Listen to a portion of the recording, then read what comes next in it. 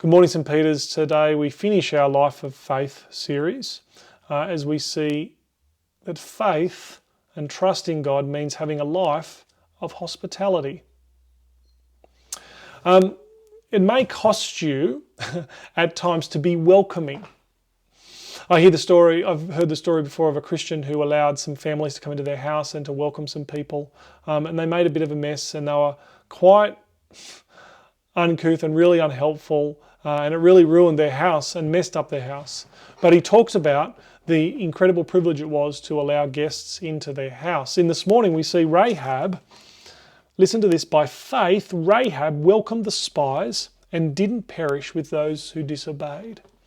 By trusting in God, the welcoming God, the God of hospitality, the God of love, Rahab actually welcomed in spies. And do you remember, this is at a huge cost to herself.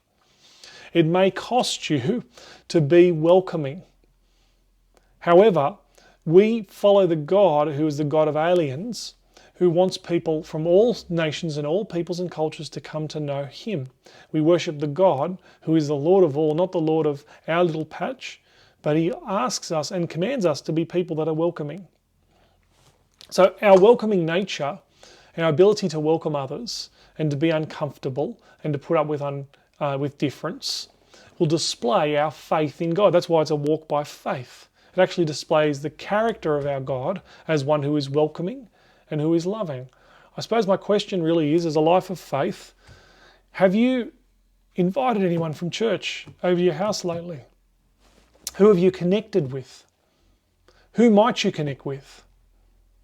Even if there's someone who's a bit different, especially if people come to us on Sundays or come to us at other times and they're new people, who have you deliberately sought after and seeked?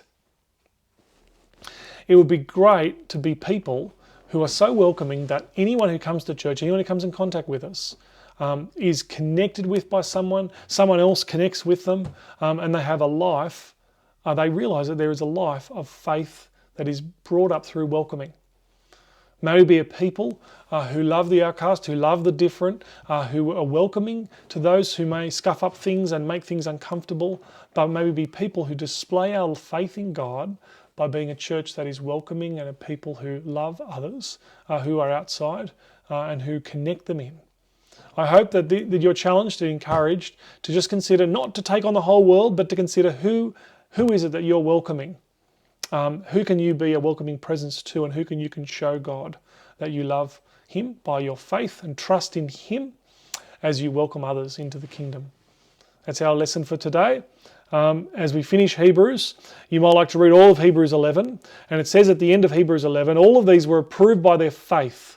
These are people who are faithful in obedience, faithful through welcoming, faithful through walking with God, if you remember, listening and talking to God, faithful harnessing the power of faith, faithful through offering their lives for God as service to Him. All of them were approved by faith. They didn't receive what they promised, but God has provided something better for us, so that they would not be made perfect without us. So what the letter of Hebrews is saying is that we have Jesus, because this is what he says: since we also have a large cloud of witnesses surround us, let us lay aside every hindrance of sin that easily ensnares us. Let us run with endurance the race that lies before us, keeping our eyes on Jesus, the source and perfecter of our faith. For the joy that lay before Him, He endured the cross, despising the shame, and sat down on the right-hand throne of God. The point is that as we do lives that walk by faith, at the foundation of this life of faith is the source and the perfecter of our faith, the Lord Jesus, who has lived for us, endured the cross, despised the shame, and sat down at the right hand of the throne of God. So He sits on high, and He gives us the power and the strength to be people that are faithful in witnessing to others, faithful in walking with God, faithful in trusting God, even when things are tough, and who keep loving God and loving others. That's our faith series. We'll continue with some more daily devotions tomorrow.